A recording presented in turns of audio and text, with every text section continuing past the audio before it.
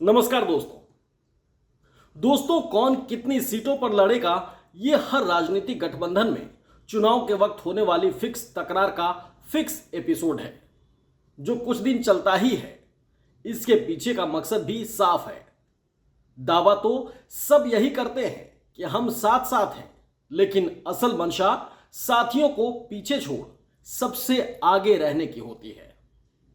आगे भी इसीलिए रहना ताकि ज्यादा सीट जीतकर मुख्यमंत्री की कुर्सी पर दावा ठोक दिया जाए, दावा मजबूत कर दिया जाए। इसका बेहतरीन नमूना झारखंड और महाराष्ट्र दोनों जगह सामने है। दोनों जगह गठबंधन आमने सामने है। बीजेपी की अगुवाई वाला एनडीए और कांग्रेस की अगुवाई वाला इंडिया। दोनों जगह सीट बंटवारे को लेकर इंडिया ब्लॉक में तो तस्वीर हम साथ साथ हैं जैसी ही है। झारखंड में जेएमएम और कांग्रेस मिलकर 70 सीट पर चुनाव लड़ेंगे, यानी 40 और 30। 2-4 सीटें इधर उधर हो सकती हैं। महाराष्ट्र में भी फिलहाल राहुल गांधी, उद्धव ठाकरे और शरद पवार की पार्टी ने 33 सीट को छोड़कर बाकी बची सीटों पर बराबर चुनाव लड़ने का सोचा है। मतलब बराबर बराबर सीटें आपस में बांट ली हैं। 85, 85 और 85 सीटें, सब तीनों पार्टियां 85 सीटों पर वहां चुनाव लड़ेंगी। लेकिन एनडीए में बीजेपी ने अपने सहयोगियों को काफी पीछे धकेल रखा है। झारखंड में 81 में से 68 बीजेपी ने अपने पास रखी है, तो महाराष्ट्र में 288 सीटों में आधे से ज्यादा अपने पास रखी हैं, यानी करीब 150 सीट या इससे भी कुछ ज्यादा। और बाकी बची 125 के आसपास सीटों पर दोनों मुख्य सहयोगियों समेत कुछ और छोटे बड़े दलों को भी एडजस्ट किया जाएगा। इस एक तरफा सीट बंटवारे के पीछे असली नियत सहयोगी दल भी समझ रहे हैं, लेकिन असली मैसेज तो उन्हें भी मिल रहा है जिन्होंने इस बार सीधे खुद मुख्यमंत्री चुनने की ठान ली है। महाराष्ट्र में तो यह चुनाव जनता खुद ही लड़ने के लिए मैदान में उतर चुकी है। दोस्तों यहां एक बात और भी समझ लीजिए। महाराष्ट्र चुनाव में जिस हरियाणा मॉडल की आशंका कांग्रेस और सहयोगी महाविकास अघाड़ी को है, और शायद जो भरोसा मौजूदा सत्ताधारी बीजेपी, शिवसेना और अजित पवार के गठबंधन को है, उन दोनों को ही यह एहसास भी है कि हरियाणा का चुनाव भी जनता ने ही लड़ा और वहां कांग्रेस के वोट में 11% की बढ़त हुई। सत्ता और सिस्टम से दूर किसी विपक्षी पार्टी के वोट बढ़ना सिर्फ जनता के भरोसे ही संभव है, जबकि हरियाणा में बीजेपी का वोट करीब 3.5% बढ़ा। बीजेपी के वोटों से ये बढ़त कांग्रेस के आरोपों के दायरे में है, जिसकी शिकायत लिखित तौर पर चुनाव आयोग से की जा चुकी है। वोटों की गिनती में गड़बड़ी के आरोप का मामला कोर्ट तक भी जा चुका है। हरियाणा की तस्वीर आपके सामने रखने का मतलब यह था दोस्तों कि आप चुनाव में जनता के रुख को समझ सकें, जनता कैसे निर्णय लेती है। बिल्कुल ऐसा ही रुख महाराष्ट्र और झारखंड में भी नजर आ रहा है। पूरे देश के सामने महंगाई, बेरोजगारी, महिलाओं की सुरक्षा, किसानों की बदहाली, खराब होती शिक्षा व्यवस्था, सरकारी तंत्र की सुस्ती और भ्रष्टाचार, पुलिस तंत्र की दबंगाई और मनमानी, ऐसी बातों से तो महाराष्ट्र और झारखंड भी जूझ रहे हैं। लेकिन कुछ बातें ऐसी हैं जो पिछले 5 साल में दोनों राज्यों की जनता को इमोशनली परेशान करती रही हैं।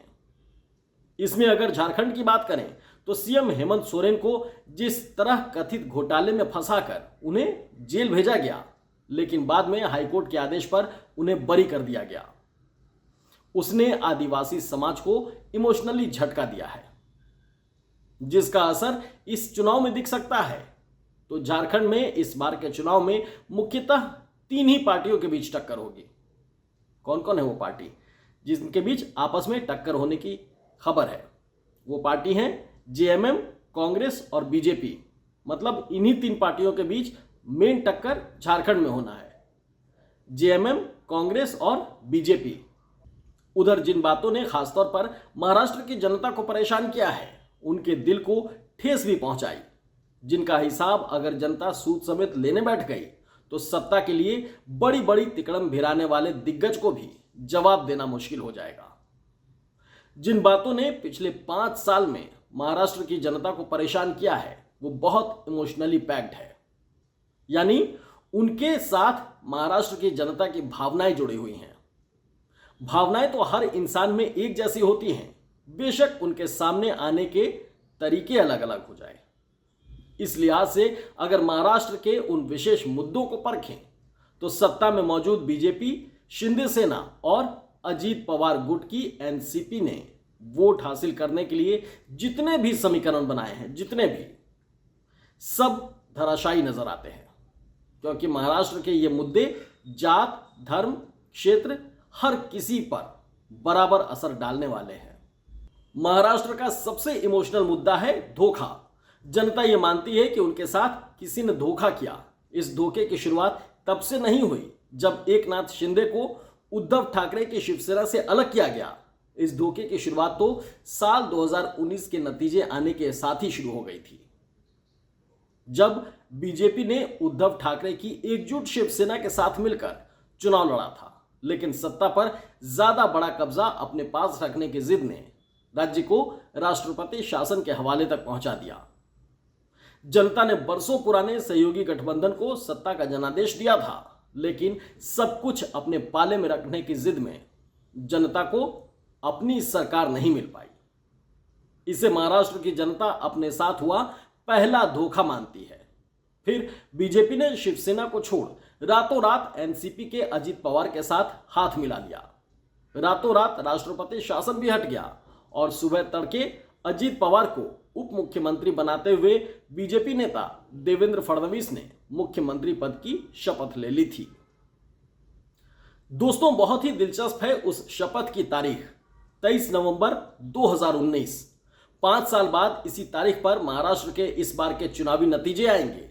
23 नवंबर 2019 को देवेंद्र फडणवीस ने जो मुख्यमंत्री पद की शपथ ली थी, उसके नतीजे तो बहुत बुरे आए बीजेपी के लिए। उस वक्त फडणवीस को सुप्रीम कोर्ट के निर्देश पर 3 दिन में फ्लोर टेस्ट करना पड़ा, लेकिन बहुमत ना होने की वजह से फडणवीस की सुल्तानी सिर्फ 80 घंटे ही रही। उनके इस्तीफे के बाद उद्धव ठाकरे ने महाविकास अघाड़ी के नेता उसके तौर पर सरकार बनाई थी, लेकिन बीजेपी जिस राह पर कदम रख चुकी थी उससे पीछे हटना नहीं चाहती थी। फडणवीस ने दिल्ली में बैठे अपने आकाओं प्रधानमंत्री नरेंद्र मोदी और अमित शाह के साथ मिलकर अपनी कोशिशें जारी रखी कि किसी तरह सरकार हमारी बनी रहे। फिर किसी तरह बाल ठाकरे की विरासत उद्धव ठाकरे की पार्टी तोड़ी गई।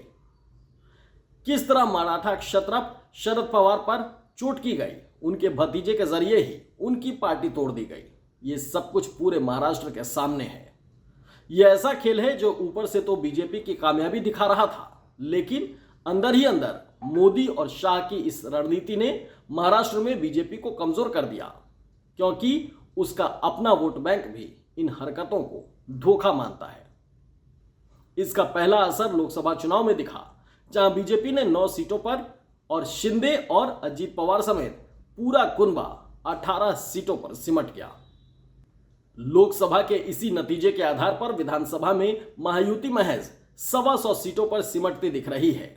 दिल पर असर करने वाला यह मुद्दा इस चुनाव में नए सिरे से बीजेपी और पूरी महायुति को घेर रहा है। सुप्रीम कोर्ट ने कल ही अजीत पवार गुट को निर्देश दिया है कि अपनी एनसीपी के चुनाव चिन्ह घड़ी के साथ यह भी साफ साफ लिखा जाए कि मामला विवादित है और कोर्ट में विचाराधीन है। यानी जनता का वो एहसास फिर जिंदा होगा कि न सिर्फ मराठा क्षत्रप शरद पवार के परिवार को तोड़ा गया, उनके भतीजे को अलग किया गया, बल्कि उस पार्टी को चुनाव चिन्ह के साथ भतीजे अजीत पवार को थमा भी दिया गया, जिसे अपने खून पसीने से शरद पवार ने खड़ी की थी। पार्टी का छीनना दरअसल मोदी और शाह के लिए सबसे ज्यादा घातक बन गया है, चाहे वो एनसीपी हो चाहे फिर शिवसेना। इस चुनाव में असली नकली की इस जंग का फैसला भी होगा। याद कीजिए, जब बाला साहब ठाकरे जिंदा थे और उन्होंने बेटे उद्धव ठाकरे को पार्टी की कमान सौंप दी थी, तो भतीजे राज ठाकरे ने अलग पार्टी बना ली थी। वो राज ठाकरे अब सिर्फ खुद के वजूद की जंग लड़ रहे हैं और अपने बेटे को पॉलिटिकली सेट करने से ज्यादा कुछ नहीं कर पा रहे। कहीं ऐसा ही हश्र एकनाथ शिंदे और अजीत पवार का भी ना हो जाए। दोनों नेताओं के सामने यह बड़ा सवाल भी है। दूसरा जो बड़ा और संवेदनशील मुद्दा जनता की अदालत में है, वो है कई बड़े प्रोजेक्ट्स गुजरात शिफ्ट किया जाना। मुख्यमंत्री एकनाथ शिंदे की काबिलियत पर यह बड़ा प्रश्न चिन्ह रहे, जबकि उन्हें बीजेपी ने ही मुख्यमंत्री की कुर्सी पर बिठाया। 22,000 करोड़ का टाटा एयरबस डिफेंस प्रोजेक्ट, जहां एयरफोर्स के लिए C-295 विमान बनाए जाने हैं, उसे महाराष्ट्र 2 साल पहले गुजरात शिफ्ट कर दिया गया महाराष्ट्र से। इसी तरह वेदांता फॉक्सकॉन की जॉइंट सेमीकंडक्टर यूनिट को पुणे से गुजरात भेज दिया गया। ये 1.63 लाख करोड़ का प्रोजेक्ट है। एक बल्क ड्रग पार्क भी महाराष्ट्र से हिमाचल के ऊना शिफ्ट कर दिया गया। उस वक्त हिमाचल में बीजेपी की सरकार थी। प्रोजेक्ट्स का महाराष्ट्र के हाथ से निकलना यहां के युवाओं ने अपने साथ धोखा माना। शिवसेना उद्धव की यूथ विंग और उसके नेता उद्धव के बेटे आदित्य ठाकरे इन मुद्दों को लगातार उठाते रहे हैं। लगातार शिवसेना यानी उद्धव ठाकरे और एनसीपी यानी शरद पवार दोनों महाराष्ट्र के क्षेत्रीय दल हैं। इन दोनों दलों और इनके नेताओं का वजूद ही क्षेत्रीय भावनाओं से बना हुआ है और मजबूत बना हुआ है। यानी राज्य की जनता की भावनाएं इस चुनाव में अहम भूमिका निभाएंगी। इन दोनों क्षत्रपों को तोड़ने वाले अगर सिर्फ उनकी पार्टी के ही नेता होते तो शायद पब्लिक सेंटिमेंट्स कुछ और होते। शायद मुद्दों की दुहाई जनता कुछ हद तक कबूल भी कर लेती, लेकिन दोनों ही पार्टियों को तोड़ने के पीछे बीजेपी रही है और टूटकर अलग हुए नेताओं ने सिर्फ सत्ता की मलाई खाने के लिए ऐसा किया है। यह बात लोगों के दिलों में बैठ गई है। इस इमोशनली पैक्ड चुनाव में अब एकनाथ शिंदे और बीजेपी के रिश्तों में भी खटास आ चुकी है। चुनाव नतीजों के बाद किसी तिकड़म से शिंदे को दोबारा सीएम की कुर्सी मिल भी जाए तो चमत्कार ही मानिएगा दोस्तों। लेकिन जिस बीजेपी ने उनका घर छुड़वाया वो अब घाट से भी उन्हें बाहर करने के लिए कमर कस चुकी है। बीजेपी अब शिंदे को सीएम नहीं बनाने वाली, ये बात सीएम शिंदे भी समझ चुके हैं। यानी महाराष्ट्र में बीजेपी के काम लगातार पब्लिक सेंटिमेंट्स को कुरेद ही रहे हैं। ऐसे में मुंबई के डायमंड कारोबार में बढ़ता गुजरातियों का दबदबा भी एक जज्बाती मुद्दा बन गया है। प्रभावी मराठा वोटर बीजेपी और उसके नेता डिप्टी सीएम देवेंद्र फडणवीस से अलग नाराज है। विदर्भ से आने वाले फडणवीस और अमित शाह के बीच समीकरण केंद्रीय मंत्री नितिन गडकरी और प्रधानमंत्री नरेंद्र मोदी के बीच की इक्वेशन, नागपुर में संघ मुख्यालय और दिल्ली के केंद्रीय सत्ता के बीच की इक्वेशन, ये सब अपने आप में एक जाल सरीखे हैं जिनमें प्रधानमंत्री नरेंद्र मोदी और शाह की तमाम रणनीतियां उलझी हुई हैं। इन्हीं सब के बीच हाशिए पर खड़े तब को लेकर राहुल गांधी की मांग आखिरी आदमी तक उम्मीद की रोशनी दिखा रही है।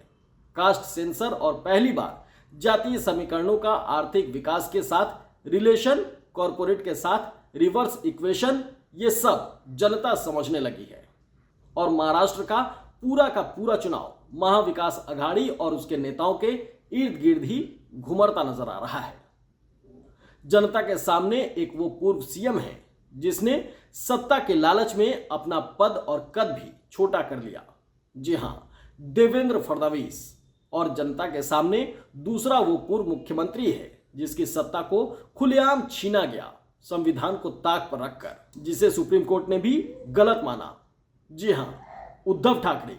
दोनों को इंतजार है 23 नवंबर का, जब जनता का फैसला आएगा। हमारा ये वीडियो आपको कैसा लगा कमेंट में जरूर बताइएगा।